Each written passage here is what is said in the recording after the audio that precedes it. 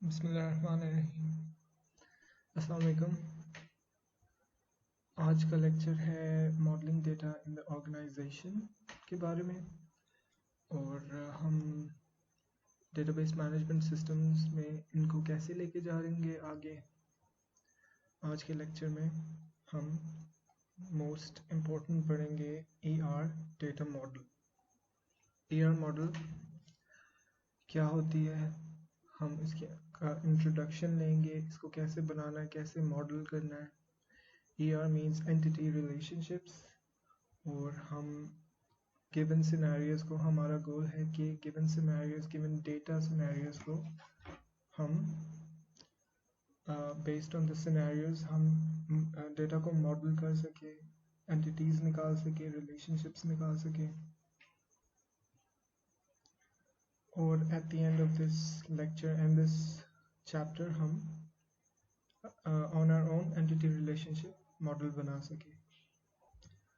तो आइए देखते हैं कि एंटिटी रिलेशनशिप मॉडल है क्या। देखो, ईआर मॉडल की फुल फॉर्म आप जानते ही होंगे। इसकी फुल फॉर्म होती है एंटिटी रिलेशनशिप मॉडल। ठीक है, मतलब जो एंटिटीज़ हैं उनमें क्या रिलेशनशिप है उसका एक मॉडल तैयार करना। ईआर मॉडल में हम मॉडल तैयार करते हैं। ठीक है, मतलब जो एंटिटीज़ हैं उनमें क्या रिलेशनशिप है उसका एक मॉडल तैयार करते हैं ईआर मॉडल में। तो ये जो मॉडल है ये हमें डाटाबेस को समझने में काफ़ी हेल्प करता है। इसकी हेल्प से हम डाटाबेस को आसानी से समझ सकते हैं और उससे आसानी से बना भी सकते हैं। ठीक है, यहाँ हम एंटिटी की बात कर रहे हैं। अगर डाटाबेस की फॉर्म में देखा जाए, एंटिटी जो है टेबल को कह सकते हैं एंटिटी। मतलब जो डाटाबेस में जो डाटा स्टोर होता है वो टेबल फॉर्म में होता है। तो जो हम टेबल्स बनाते हैं उनमें आपस में क्या रिलेशनशिप है। ठीक है, जैसे मैंने डाटाबेस के लेक्चर में बताया था अपने कि डाटाबेस में वो डाटा स्टोर होता है जो आपस में लॉजिकली रिलेटेड हो। तो इसकी हेल्प से हम डाटा में आपस में रिलेशन फाइंड कर सकते हैं कि उनमें क्या रिलेशन है, और उसका हम एक डायग्रामेटिक मॉडल बना सकते हैं जिसकी हेल्प से हम डाटाबेस को आसानी से बना सकते हैं और आसानी से लोगों को समझा भी सकते हैं, अपने यूज़र्स को, एंड यूज़र्स को आसानी से समझा सकते हैं। तो ईआर मॉडल डेवलप्ड हुआ था पीटर चैन द्वारा एंड पब्लिश हुआ था 1976 पेपर में। और ये मॉडल क्या है, एक high level conceptual data model है। कि कंसेप्चुअल डाटा मॉडल मीन्स ये हम कंसेप्ट पे बेस्ड है। ये डाटा मॉडल है जो हम कंसेप्चुअली बनाते हैं, है ना, हाई लेवल पर। हाई लेवल मीन्स इसे हम डायग्राम फॉर्म में बनाते हैं और इसकी हेल्प से हम इसे एंड यूजर्स को आसानी से समझा सकते हैं हमारे डाटाबेस के मॉडल को। ठीक है ना। तो नेक्स्ट आता है जो ईआर मॉडल है, वो एक विजुअल रिप्रेजेंटेशन है डाटा का। ठीक है ना, मैंने क्या बताया, ईआर एक मॉडल है जो हमें विजुअली रिप्रेजेंट करता है डाटा को, वो डाटा आपस में किस तरह से रिलेट करता है। ठीक है ना। तो जिसकी हेल्प से हम डाटाबेस को आसानी से समझ सकते हैं और दूसरों को समझा भी सकते हैं। और ये जो ईआर मॉडल है ये हमारे परसेप्शन पर बेस्ड होता है। नॉर्मली ऐसे कोई इंसान ईआर मॉडल बनाएगा तो वो अपने परसेप्शन के अकॉर्डिंग बनाएगा, और दूसरा इंसान जो बनाएगा वो अपने परसेप्शन के अकॉर्डिंग बनाएगा। ठीक है ना।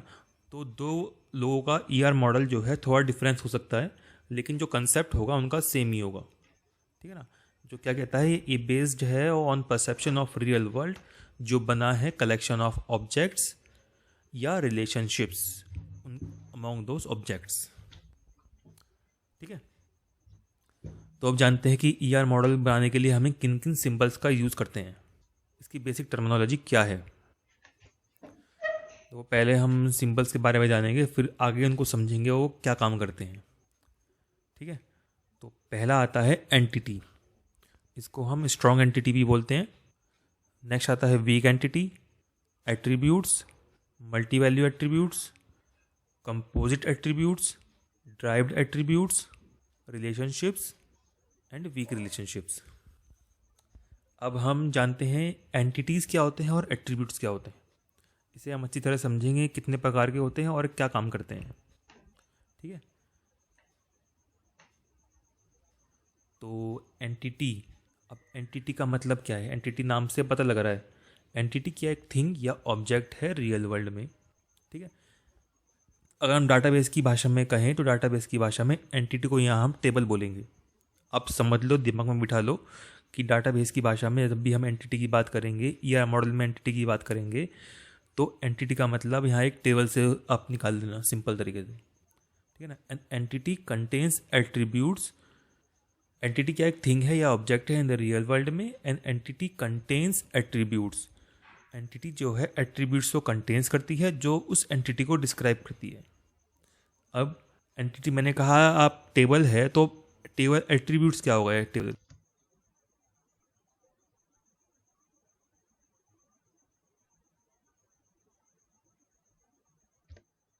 Okay guys, before we proceed मैं आप लोगों को ईआर मॉडल का एक रियल वर्ल्ड एग्जांपल बता दूं फॉर एंटिटीज। तो एंटिटीज जो होती हैं एनीथिंग जिनके बारे में हम कोई भी इंफॉर्मेशन स्टोर कर सकते हैं और वो रियल वर्ल्ड में हो। हम अपने रियल वर्ल्ड सिनेरियो को मैप करना चाहते हैं तो एनीथिंग जिसके बारे में हम इंफॉर्मेशन स्टोर कर सकें, being a person an institution, कुछ भी। सो इधर student is the entity in this example. Student एक एंटिटी है जिसके बारे में हम इंफॉर्मेशन स्टोर कर रहे हैं और जो इंफॉर्मेशन इसकी स्टोर होगी हम उनको कहेंगे attributes. So this is the student entity with the attributes student ID, student name, student address. तो एंटिटी का ये सिंबल है in the ER model, we all know. और उसके बाद उसके एट्रीब्यूट्स उसके अंदर से एसोसिएट करके ओवल्स में हम लिखेंगे।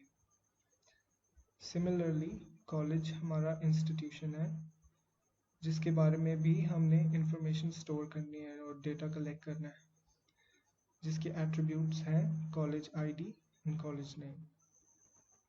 Okay, now let's proceed with the lecture. मतलब उस टेबल के कॉलम से हो गया, ठीक है ना। जो एंटिटी है वो कंटेन करती है एट्रीब्यूट्स जो डिस्क्राइब करती है to the entity. So anything about which we store information, कुछ भी जिसमें हम इंफॉर्मेशन स्टोर कर सके उसको हम एंटिटी बोलेंगे, ठीक है। फॉर एग्जाम्पल जैसे कि एक स्टूडेंट हो गया, एक एम्प्लॉय हो गया, एक बैंक अकाउंट हो गया, ठीक है ना। ये सभी क्या है एंटिटी। और एंटिटी जो है हम इसे रेक्टेंगल फॉर्म में शो करते हैं और उसके अंदर हम उस एंटिटी का नाम लिखते हैं, ठीक है। यहाँ इस केस में स्टूडेंट एक एंटिटी है, ठीक है। अब एंटिटी आ गया। अब एंटिटी सेट क्या होता है। अब यहाँ हमने एंटिटी की बात करी, वो हमने सिर्फ एक एंटिटी की बात करी, लेकिन ER मॉडल जब हम बनाते हैं वहाँ नॉर्मली एंटिटी सेट का यूज ज़्यादा होता है सिंगल एंटिटी की जगह। एंटिटी सेट क्या है। एक कलेक्शन है सिमिलर टाइप ऑफ एंटिटीज़ का जो शेयर करती है सेम एट्रीब्यूट्स, ठीक है। यहाँ हमने बात करी स्टूडेंट एक स्टूडेंट की। अब जैसे बहुत सारे स्टूडेंट हैं उनको एक एंटिटी क्या हो गया, वो एक एंटिटी सेट है। बहुत सारे स्टूडेंट उसको भी ऐसे ही डिनोट करेंगे, यही एक एंटिटी सेट है। जैसे कि all students of a school are entity set of student entity, ठीक है। अब इसे और अच्छी तरह समझते हैं। जैसे कि देखो ये एक स्टूडेंट की टेबल है, ये पूरी एक एंटिटी है और इस एंटिटी को कैसे डिस्क्राइब कर रहे हैं इसके कॉलम्स के जरिए। जो स्टूडेंट है उसके बारे में कैसे डिस्क्राइब कर रहे हैं, स्टूडेंट का roll number, name, date of birth, course, address, ये सब हमें स्टूडेंट्स की जानकारी दे रहे हैं, यानी कि उस एंटिटी की जानकारी दे रहे हैं। तो अगर आपसे कोई पूछे कि एंटिटी क्या होती है तो आप क्या कहोगे, एंटिटी क्या है, एक थिंग या ऑब्जेक्ट है, ठीक है ना। इन द रियल वर्ल्ड में एंटिटी जो है कंटेन्स करती है एट्रीब्यूट्स जो which describe to that entity, जो उस एंटिटी को डिस्क्राइब करती है, ठीक है। और आप पूछोगे एंटिटी सेट क्या है, तो एंटिटी सेट क्या है, एक कलेक्शन है सिमिलर टाइप ऑफ एंटिटीज़ का जो शेयर करती है सेम एट्रीब्यूट्स। तो क्या होता है, तो एंटिटी क्या है, द कलेक्शन है of similar type of entities का जो शेयर करती हैं सेम एट्रीब्यूट्स। तो अब पढ़ते हैं एंटिटी कितने टाइप्स की होती हैं। देखो एंटिटी जो है दो प्रकार की होती हैं, दो टाइप्स की होती हैं, स्ट्रॉन्ग एंटिटी और वीक एंटिटी।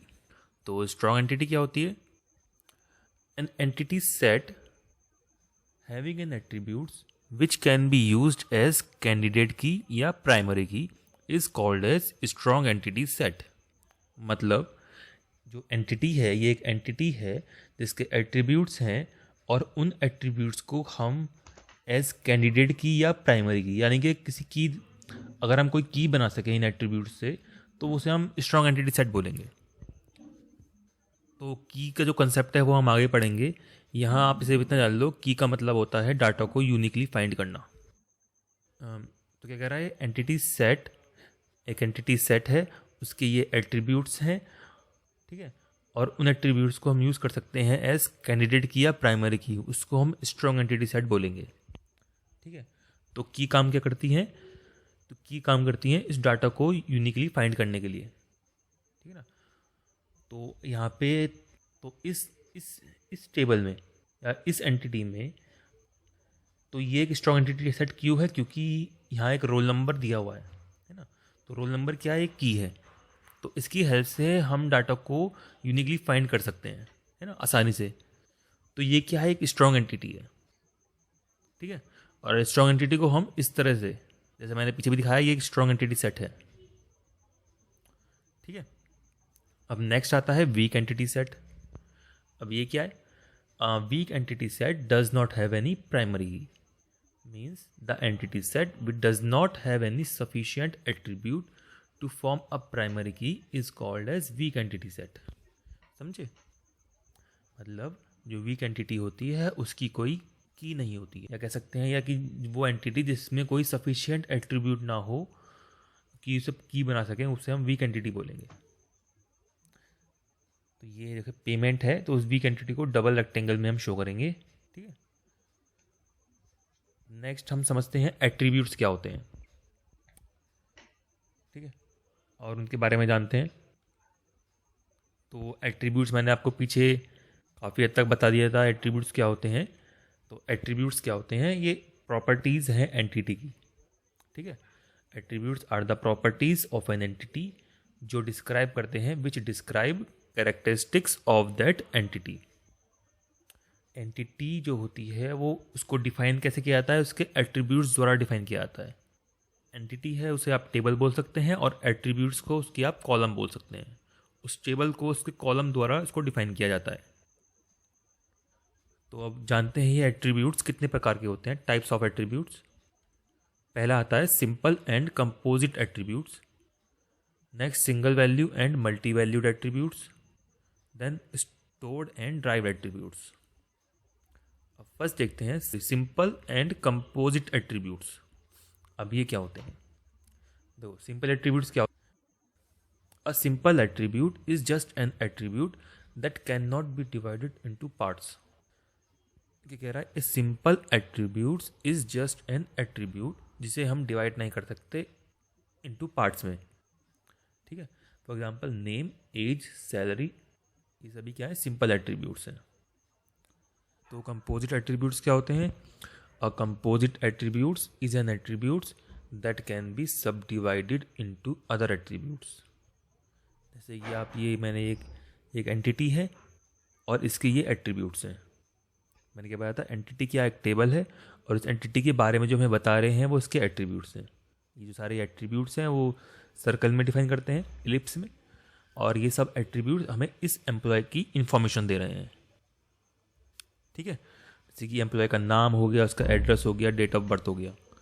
अब सिंपल एंड कंपोजिट क्या होगा, सिंपल एट्रीब्यूट जिसको हम डिवाइड नहीं कर सकते दूसरे अदर पार्ट्स में, जैसे कि नेम हो गया, या डेट ऑफ बर्थ हो गया, या ये स्टेट हो गया, या सिटी हो गया, ये सब सिंपल एट्रीब्यूट्स हैं। और कंपोजिट क्या कह रहा है, जो वो एट्रीब्यूट जिसे हम सब डिवाइड कर सकते हैं इनटू अदर एट्रीब्यूट्स में, जैसे एड्रेस, इस एड्रेस को हम सब डिवाइड कर सकते हैं स्टेट में, सिटी में, स्टेट नंबर, जिप कोड। तो ये एड्रेस क्या है, कंपोजिट एट्रीब्यूट है। ठीक है, जैसे कि ये नेम एक सिंपल एट्रीब्यूट है, अगर हम नेम पे यहाँ और लिख दें फर्स्ट नेम और लास्ट नेम, तो ये नेम तब क्या हो जाएगा, ये कंपोजिट एट्रीब्यूट बन जाएगा। लेकिन इस समय नेम क्या है, सिंपल एट्रीब्यूट है। अब नेक्स्ट आता है single value and multi value attributes. अब ये क्या होते हैं, a single value attribute can have only a single value. ठीक है, मतलब वो एट्रीब्यूट जिनकी सिंगल वैल्यू होती है, मतलब क्या हुआ, जैसे कि एक person, for example a person can have only one date of birth या एज। जैसे कि एक इंसान की सिर्फ एक ही डेट ऑफ बर्थ हो सकती है, दो तो नहीं हो सकती, वो दो बार पैदा नहीं हो सकता, एक ही डेट ऑफ बर्थ हो सकती है। तो ये डेट ऑफ बर्थ क्या है या एज क्या है, सिंगल वैल्यू एट्रीब्यूट्स। या कह सकते, या दूसरा, a student can have only one roll number. तो ये रोल नंबर क्या है, सिंगल वैल्यू एट्रीब्यूट्स, क्योंकि एक स्टूडेंट का एक ही रोल नंबर हो सकता है। अब नेक्स्ट आता है multi value attributes. Multi value attributes क्या होते हैं, वो एट्रीब्यूट जिनकी मल्टीपल वैल्यूज होती हैं। तो यहाँ क्या कह रहा है, जैसे for example a person may have multiple phone numbers. जैसे कि एक इंसान के मल्टीपल फ़ोन नंबर हो सकते हैं, तो ये क्या है, मल्टी वैल्यू एट्रीब्यूट्स है। जैसे ये एक पर्सन है, उसके मल्टी वैल्यू एट्रीब्यूट्स, क्योंकि आज की तारीख में आप देखोगे सबके पास दो फ़ोन नंबर होते ही होते हैं, क्योंकि एक फ़ोन में दो सिम लग सकते हैं, दो से ज़्यादा ही, किसी के पास दो से ज़्यादा फ़ोन नंबर होते हैं, किसी के पास दो होते हैं। तो ये फ़ोन नंबर है, मल्टी वैल्यू एट्रीब्यूट्स है, उसे हम डबल इलिप्स कह दो या सर्कल में रिप्रेजेंट करते हैं। और डेट ऑफ बर्थ क्या है, सिंगल वैल्यू एट्रीब्यूट्स। तो नेक्स्ट आता है हमारा स्टोर्ड एंड ड्राइव्ड एट्रीब्यूट्स। अब स्टोर्ड एट्रीब्यूट्स क्या होते हैं, वो एट्रीब्यूट्स जो फिजिकली स्टोर्ड होते हैं डाटाबेस के अंदर। ठीक है, नाम से पता लग रहा है, stored attributes are those attributes which are physically stored into a database. और ड्राइव एट्रीब्यूट्स क्या होते हैं, derive attributes are those attributes which are not physically stored in the database. For example age क्या है, एक ड्राइव एट्रीब्यूट है। क्यों है, क्योंकि because it is not physically stored in the database. Age जो है वो ड्राइव एट्रीब्यूट्स है, क्योंकि ये डाटाबेस में स्टोर नहीं होती। It is calculate with the help of date of birth. ठीक है, तो जो हम एज निकालते हैं वो हम फिजिकल डाटाबेस में स्टोर नहीं करते। Date of birth physical database में स्टोर होती है, लेकिन जो एज है वो डाटाबेस की हेल्प से हम इस सॉफ्टवेयर लगा के, मतलब कुछ कैलकुलेशन करके हम एज निकालते हैं। ठीक है, तो एज जो है फिजिकली स्टोर नहीं है, तो ये एज क्या है, ड्राइव एट्रीब्यूट्स है। और डेट ऑफ बर्थ क्या है, हमारी स्टोर्ड एट्रीब्यूट्स है। तो ये एज को, जैसे ड्राइव एट्रीब्यूट्स को हम ऐसे दिखाएंगे, डैश डैश डैश में, डैश डैश में। ठीक है दोस्तों, अब ईआर मॉडल का एक एग्जांपल देखते हैं। जैसे कि ये एक ईआर मॉडल है, ये बनाया है। जैसे कि यहाँ पे ये स्टूडेंट क्या है, यहाँ पे ये स्टूडेंट एंटिटी है, प्रोजेक्ट ग्रुप एंटिटी है, फैकल्टी एंटिटी है, और ये जो सारे ये एट्रीब्यूट्स हैं जो स्टूडेंट की हमें इंफॉर्मेशन दे रहे हैं, स्टूडेंट की हमें ये इंफॉर्मेशन दे रहे हैं। ऐसे ये प्रोजेक्ट ग्रुप है, इसकी इंफॉर्मेशन ये एट्रीब्यूट्स, और फैकल्टी की ये इंफॉर्मेशन है, एट्रीब्यूट्स जो हमें बताते हैं इस फैकल्टी के बारे में। तो ये ईयर मॉडल कैसे बनाया है यहाँ पे, और ये क्या है, ये एक रिलेशनशिप है। ठीक है, तो यहाँ पे कैसे, जैसे ईयर मॉडल कैसे बनाते हैं, जैसे कि स्टूडेंट ने ज्वाइन किया प्रोजेक्ट ग्रुप। ठीक है, ये इसमें रिलेशन हो गया स्टूडेंट और प्रोजेक्ट ग्रुप में, और प्रोजेक्ट ग्रुप जो गाइड करते हैं वो फैकल्टी करते हैं। ठीक है, और स्टूडेंट क्या है, इज़ एम टेक स्टूडेंट हो सकते हैं, या बी टेक हो सकते हैं, या पीएचडी के हो सकते हैं। ठीक है, तो ये पूरा एक ईयर मॉडल इस तरह से बनाते हैं। बहुत ही आसान है, और कोई भी बना सकता है इसे आसानी से, सब कोई अपने तरीके से, डिफरेंट तरीके से बना सकता है। ओके, अब इसमें मैं आप लोगों को बता दूं कि अगेन वही एग्जांपल है स्टूडेंट की। स्टूडेंट हमारी एंटिटी है, और आगे उसके एट्रीब्यूट्स हैं, स्टूडेंट आईडी, नेम, सीजीपीए। और अब आप देखें, क्योंकि ये ईआर मॉडल है, मतलब एंटिटी रिलेशनशिप मॉडल, सो हम अपनी नेक्स्ट एंटिटी देखते हैं जो है प्रोजेक्ट ग्रुप। अब प्रोजेक्ट ग्रुप में project group ID, group CGPA, areas of interest, ये हमारे एट्रीब्यूट्स हैं। लेकिन इन दोनों एंटिटीज़ का आपस में क्या रिलेशनशिप है? इनका रिलेशनशिप आपस में ये है कि हर स्टूडेंट को प्रोजेक्ट ग्रुप को ज्वाइन करना पड़ेगा। और आगे हम इनकी कॉन्स्ट्रेंट्स और कार्डिनलिटी पे भी जाएंगे, लेकिन राइट नाउ हम इनकी रिलेशनशिप्स देखते हैं। हम देखते हैं कि फैकल्टी हमारा एक एंटिटी है जिसकी फर्दर एट्रीब्यूट्स हैं, जो है specialisation, email, phone number, faculty ID. और आगे नेम हमारा एक ऐसा एट्रीब्यूट है जिसके आगे सब एट्रीब्यूट्स भी हैं, नेम में first name and last name. अब प्रोजेक्ट ग्रुप में और फैकल्टी में क्या रिलेशनशिप है कि हर प्रोजेक्ट ग्रुप को गाइड करेगा। Project group guide is the relationship, कोई भी फैकल्टी मेंबर प्रोजेक्ट ग्रुप को गाइड करेगा। तो ये आपस में ऐसे लिंक्ड है और इनके डेटा का फ्लो इस तरह है। बाकी हम देखेंगे नेक्स्ट वीडियो में। नेक्स्ट लेक्चर के लिए प्लीज़ स्टे ट्यून्ड।